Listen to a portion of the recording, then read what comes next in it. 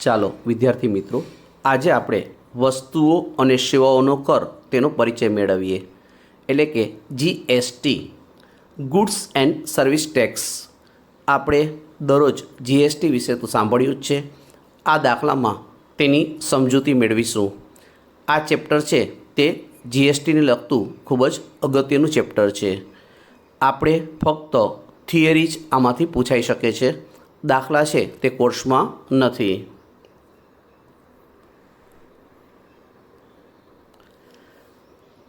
ચાલો તેના વિશે સમજૂતી મેળવીએ.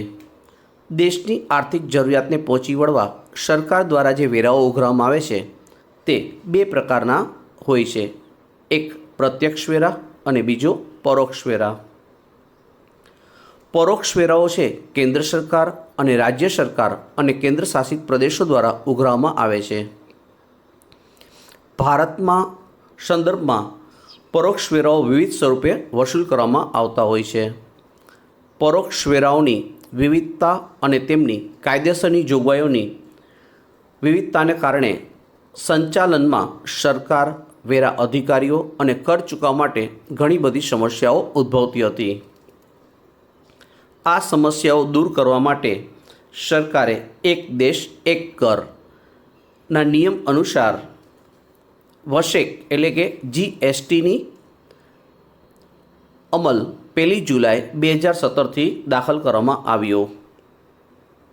અહીં કેન્દ્ર સરકારના પરોક્ષ કર પ્લસ રાજ્ય સરકારના કે કેન્દ્ર શાસિત પ્રદેશના પરોક્ષ કર બરાબર કુલ એટલે કે વસેક એટલે કે જીએસટી બનશે.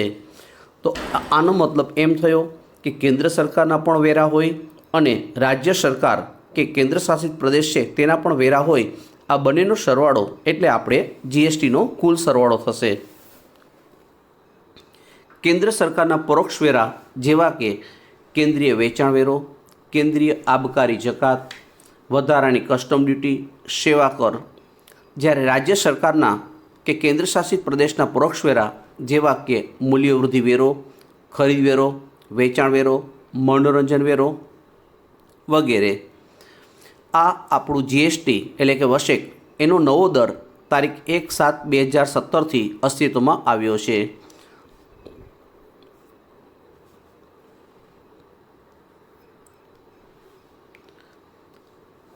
તેના જે કાયદાઓ છે તે અલગ અલગ કાયદાઓ છે. તેના માટેના જે શબ્દ છે તે પણ ખાસ ધ્યાનમાં રાખવા, શોર્ટ ફોર્મ છે તે ધ્યાનમાં રાખવા. જુદા જુદા 5 વસેક વેરા કાયદા બનાવવામાં આવ્યા છે. તેમાં નંબર 1 કેન્દ્રીય વસ્તુઓ અને સેવાઓનો કરનો કાયદો, ધ CGST એક્ટ. આ કાયદામાં કેન્દ્રીય વસ્તુઓ અને સેવાઓની પૂર્તિના વ્યવહારો પરની જોગવાઈઓનો સમાવેશ કરવામાં આવેલ છે. બીજું રાજ્ય વસ્તુઓ અને સેવા કરનો કાયદો, ધ CGST એક્ટ. આ કાયદામાં જે તે રાજ્યને વસ્તુઓ અને સેવાઓની પૂર્તિના વ્યવહારનો જોગવાઈનો સમાવેશ થાય છે. ત્રીજું છે કેન્દ્ર શાસિત પ્રદેશ વસ્તુઓ અને સેવાઓનો કર કાયદો, ધ UTGST એક્ટ. આ કાયદામાં જે તે કેન્દ્ર શાસિત પ્રદેશોના વસ્તુઓ અને સેવાઓની પૂર્તિના વ્યવહારો પરની કરની જોગવાઈઓનો સમાવેશ થાય છે. ચોથું છે સંકલિત વસ્તુઓ અને સેવાઓનો કરનો કાયદો. આ કાયદામાં 2 રાજ્યો કેન્દ્ર શાસિત પ્રદેશો વચ્ચેના આંતરરાજ્ય વ્યવહારો માટે વસ્તુઓ અને સેવાઓની પૂર્તિના વ્યવહારો પર કરની જોગવાઈઓનો સમાવેશ થાય છે. પાંચમું છે વસ્તુઓ અને સેવાઓ એટલે કે રાજ્ય વળતર કાયદો, the GST consumption cess act.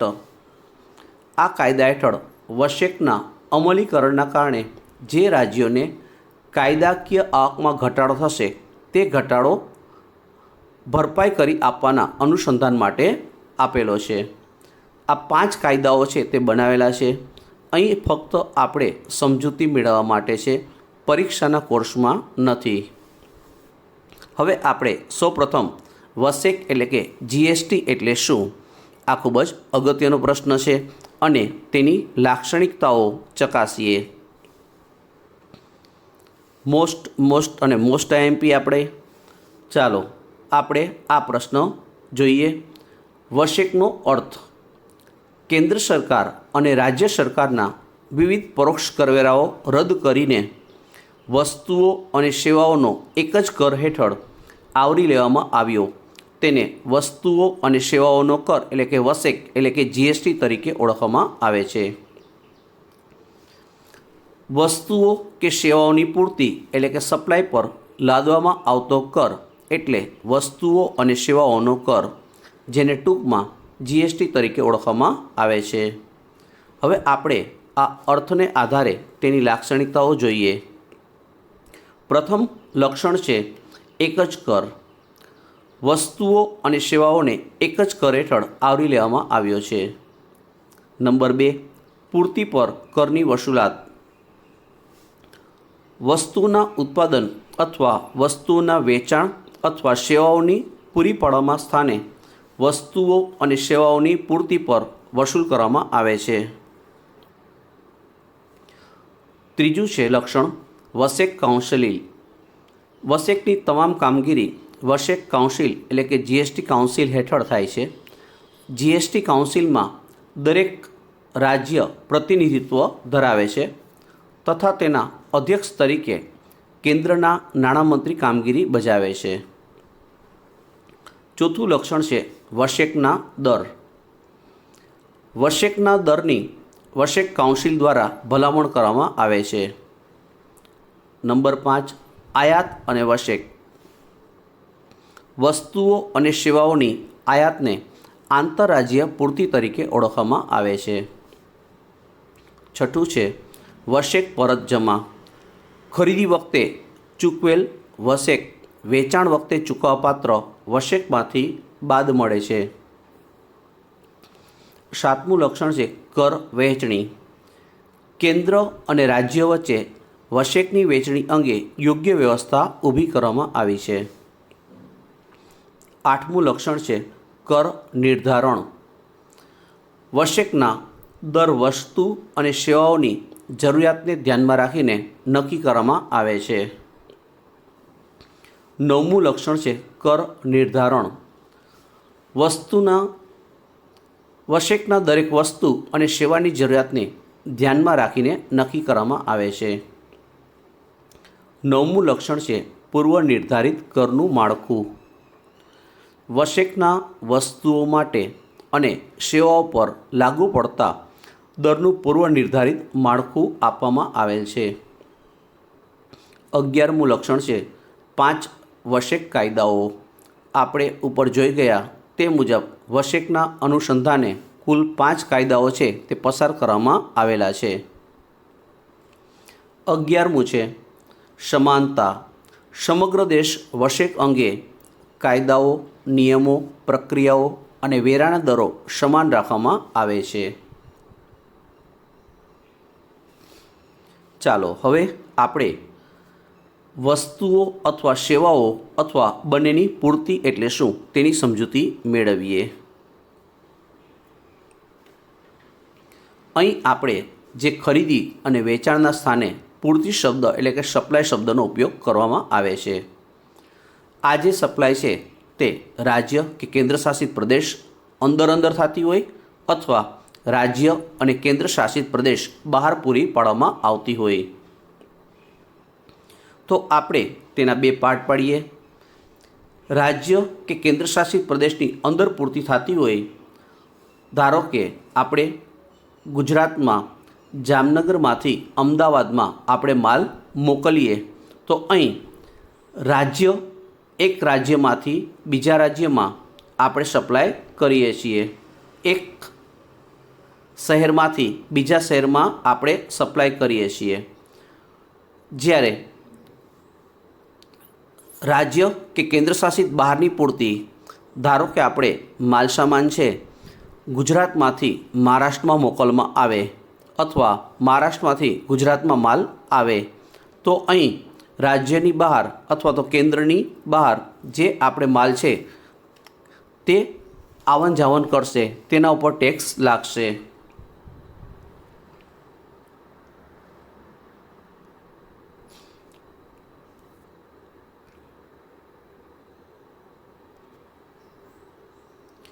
હવે આપણે વસ્તુઓ અથવા સેવાઓ અથવા બંનેની પૂર્તિ એટલે કે ખરીદ વેચાણ માટે લાગુ પડતા વશેકની વિગતો જોઈએ. આ ખૂબ જ અગત્યનું છે. નંબર 1, વ્યવહાર હોય વસ્તુઓ અથવા સેવાઓ અથવા બંનેની ખરીદી એટલે કે પૂર્તિ. તો આવક પૂર્તિ કેન્દ્રીય વશેક હોય તો CGST લાગુ પડશે, ઇનપુટ CGST લાગુ પડશે. અને આવક પૂર્તિ રાજ્ય વશેક એટલે કે કેન્દ્ર શાસિત પ્રદેશના વશેક એટલે કે ઇનપુટ SGST અથવા UT GST લાગુ પડશે. જે તે રાજ્યના કેન્દ્ર શાસિત પ્રદેશની બહાર હોય તો આવકવેરા પૂર્તિ સંકલિત વશેક એટલે કે ઇનપુટ IGST લાગુ પડશે. બીજો વ્યવહાર છે વસ્તુઓ અથવા સેવાઓ અથવા બંનેનું વેચાણ એટલે કે પૂર્તિ. અહીં જાવક પૂર્તિ કેન્દ્રીય વશેક એટલે કે આઉટપુટ CGST લાગુ પડશે અને જાવક પૂર્તિ રાજ્ય વશેક અથવા કેન્દ્ર શાસિત પ્રદેશ વશેક એટલે કે આઉટપુટ SGST અથવા UT GST. જ્યારે રાજ્ય કે કેન્દ્ર શાસિત પ્રદેશ બહાર પૂર્તિ કરીએ ત્યારે જાવક પૂર્તિ સંકલિત વશેક એટલે કે આઉટપુટ IGST લાગુ પડશે.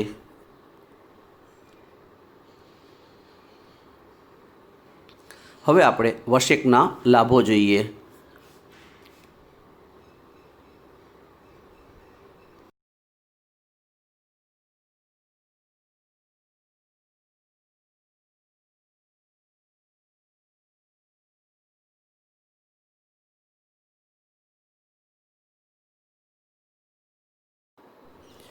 વિદ્યાર્થી મિત્રો, ફરી આપણે આજે વશેકનો અર્થ સૌ પ્રથમ સમજીએ. વશેક એટલે કે GST કેન્દ્ર સરકાર અને રાજ્ય સરકારના વિવિધ પરોક્ષ કરવેરા રદ કરી વસ્તુઓ અને સેવાઓને એક જ કર હેઠળ આવરી લેવામાં આવ્યા છે. તેને વસ્તુઓ અને સેવાઓનો કર એટલે કે વશેક એટલે કે GST તરીકે ઓળખવામાં આવે છે. હવે આપણે વશેકના લાભોની સમજૂતી મેળવીએ. સૌપ્રથમ લાભ છે એક જ કર. કેન્દ્ર સરકાર અને રાજ્ય સરકારના વિશિષ્ટ પરોક્ષ કરોના સ્થાને એક જ કરની વ્યવસ્થા કરવામાં આવી છે. બીજો લાભ છે સરળ કર વ્યવસ્થા. વિવિધ પ્રકારના પરોક્ષ વેરાઓ રદ કરવાથી પરોક્ષ કર વ્યવસ્થા સરળ બની છે. ત્રીજો લાભ છે બેવડા કર દૂર. વશેકના અમલીકરણ પહેલાં કર ભરનારાઓ માટે બેવડા કર ભરવાની જવાબદારી ઊભી થતી હતી. હવે તે દૂર થઈ છે. ચોથું છે ભાવ ઘટાડાનો લાભ. ઉપભોક્તાઓ માટે વસ્તુઓ અને સેવાઓના ભાવમાં ઘટાડો થવા પામે છે. પાંચમું છે સમાન વેરો. દેશવ્યાપી સમાન વેરાઓથી વ્યવસ્થા ઊભી થવા પામી છે. છઠ્ઠો લાભ છે કરચોરીમાં ઘટાડો. કરચોરીના દૂષણોમાં ઘટાડો અને કર વ્યવસ્થામાં પારદર્શકતા પ્રસ્થાપિત થાય છે. સાતમો લાભ છે વશેક પરત જમા. ખરીદી પર ચૂકવવામાં આવેલ વશેક બાદ વેચાણ પર ચૂકવવાપાત્ર વશેકમાંથી બાદ મળે છે. તેથી કર ભરનારે ચોખ્ખી રકમ ભરવાની હોય છે. આઠમો લાભ છે અર્થતંત્રમાં ઉપયોગી. અર્થવ્યવસ્થામાં મજબૂતાઈ પ્રાપ્ત થાય છે. નવમો લાભ છે સમાન પ્રાદેશિક વિકાસ.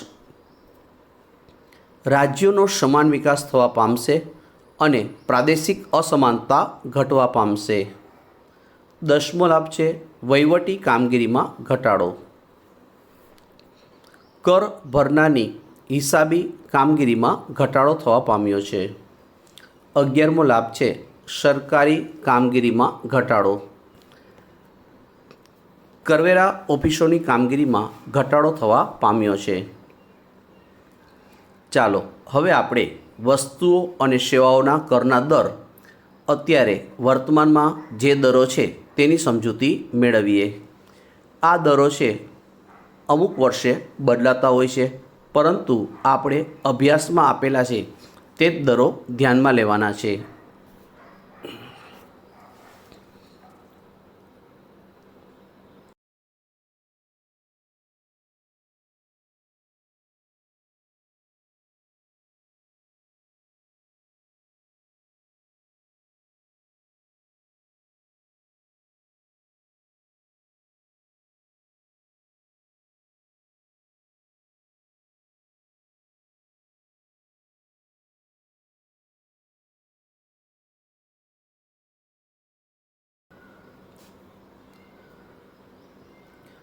વસ્તુઓ અને સેવાઓને એક જ પરોક્ષ કર માળખા હેઠળ આવરી લેવામાં આવ્યા છે, જેને વસ્તુઓ અને સેવાઓનો કર એટલે કે વશેક કહેવામાં આવે છે। આ કર કાયદા હેઠળ વસ્તુઓ અને સેવાઓની જરૂરિયાતને ધ્યાનમાં રાખીને જુદા જુદા કરના દરો નક્કી કરવામાં આવ્યા છે। મૂળભૂત જરૂરિયાતથી મોજ શોખની સગવડો સુધીની વસ્તુઓ અને સેવાઓ અંગે વિભિન્ન દરો નક્કી કરવામાં આવ્યા છે। મૂળભૂત જરૂરિયાતો વસ્તુના સ્વરૂપે હોય તેમાં 0 દરથી 28% સુધીના દરનો સમાવેશ થાય છે। રાજ્ય બહાર અને રાજ્યની વસ્તુઓ પૂર્તિ અંગેના વશેકના દરો આપણે 2017માં જે સેન્ટ્રલ ટેક્સ છે તેના દરનું નોટિફિકેશનમાં આ મુજબ દર્શાવેલા છે। આ દર આપણે ધ્યાનમાં રાખવાના છે। પરિશિષ્ટ 1માં આંતરરાજ્ય એટલે કે બે રાજ્ય અથવા કેન્દ્ર શાસિત પ્રદેશો વચ્ચે પૂરતી એટલે કે સંકલિત વશેક આઈજીએસટી તે 5% લાગુ પડે છે, જ્યારે આંતરરાજ્ય ખાસ ધ્યાનમાં રાખો, આંતરરાજ્ય અને અંતરરાજ્ય બંનેમાં ફેર છે। અંતરરાજ્યમાં જે તે રાજ્ય અથવા કેન્દ્ર શાસિત પ્રદેશમાં જ આંતરિક પૂર્તિ લાગે છે। તેમાં કેન્દ્રિક વશેક સીજીએસટી 2.5% અને એસજીએસટી દર છે તે પણ 2.5% છે। પરિશિષ્ટ 2 મુજબ આઈજીએસટી 12% લાગે છે, જ્યારે સીજીએસટી 6% અને 6%। પરિશિષ્ટ 3 મુજબ 18%, જ્યારે સીજીએસટી 9% અને એસજીએસટી 9%। પરિશિષ્ટ 4માં 28%, જે 14% અને 14%। પરિશિષ્ટ 5માં આઈજીએસટી 3%, સીજીએસટી 1.5% અને એસજીએસટી 1.5%। પરિશિષ્ટ 6માં 0.25, સીજીએસટી 0.125 અને 0.125%। ખાસ વસ્તુઓના સંદર્ભમાં આઈજીએસટીના દર 0.25%થી 3% રાખવામાં આવેલ છે। સેવાઓ માટે પણ મુખ્યત્વે 4 સ્લેબ 5%, 12%, 18% અને 28% લાગુ પડે છે। જીએસટીના દરોમાં સમય અંતરે ફેરફાર થવાની પરિસ્થિતિ ઊભી થઈ શકે છે। આપણે અહીં સમજૂતી માટે આ દરો આપેલા છે। હવે આપણે જે પારિભાષિક શબ્દ છે વશેક એટલે કે જીએસટીના જે પારિભાષિક શબ્દ છે તે ખૂબ જ અગત્યના છે, તેની સમજૂતી મેળવીએ। પૂર્તિ, જેને આપણે ખરીદ વેચાણ કહીએ, અંગ્રેજીમાં તેને સપ્લાય કહેવાય છે। ખરીદી એટલે પરચેસ અને વેચાણ એટલે સેલ્સ। આવક પૂર્તિ કેન્દ્રીય વશેક, આવક પૂર્તિ કેન્દ્રીય વશેક એટલે ઇનપુટ સેન્ટ્રલ જીએસટી, ટૂંકમાં એને સીજીએસટી તરીકે ઓળખીશું। ત્રીજું છે આવક પૂર્તિ રાજ્ય વશેક, જેને ઇનપુટ સ્ટેટ જીએસટી કહેવાય છે, ટૂંકમાં એસજીએસટી તરીકે ઓળખાય છે। ચોથું છે આવક પૂર્તિ કેન્દ્ર શાસિત પ્રદેશના વશેક, input union territory GST, UT GST. પાંચમું છે આવક પૂરતી સંકલિત વર્ષે ઇનપુટ ઇન્ટિગ્રેટેડ જીએસટી આઈજીએસટી. છઠ્ઠું છે જાવક પૂરતી કેન્દ્રીય વશેક આઉટપુટ સેન્ટ્રલ જીએસટી સીજીએસટી. સાતમું છે જાવક પૂરતી રાજ્ય વશેક આઉટપુટ સ્ટેટ જીએસટી, ટૂંકમાં એસજીએસટી તરીકે ઓળખીશું. આઠમું છે જાવક પૂરતી કેન્દ્ર શાસિત પ્રદેશ વશેક output union territory GST UT GST. નવમું છે જાવક પૂરતી સંકલિત વશેક આઉટપુટ ઇન્ટિગ્રેટેડ જીએસટી, ટૂંકમાં આઈજીએસટી તરીકે ઓળખીશું. દસમું છે આંતરરાજ્ય પૂરતી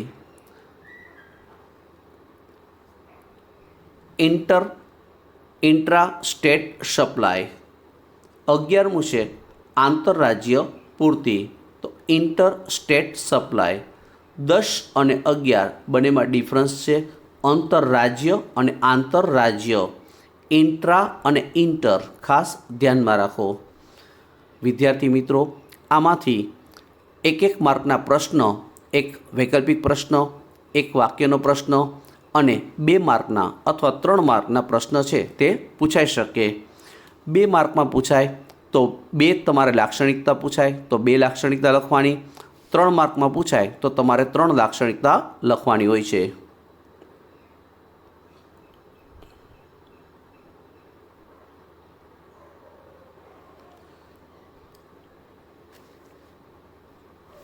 આ સાથે આપણું આ ચેપ્ટર પૂરું થયું. હવે આના જે સ્વાધ્યાયમાંથી ફક્ત થિયરી પૂછાઈ શકે છે તે થિયરી છે તમે સમજી શકશો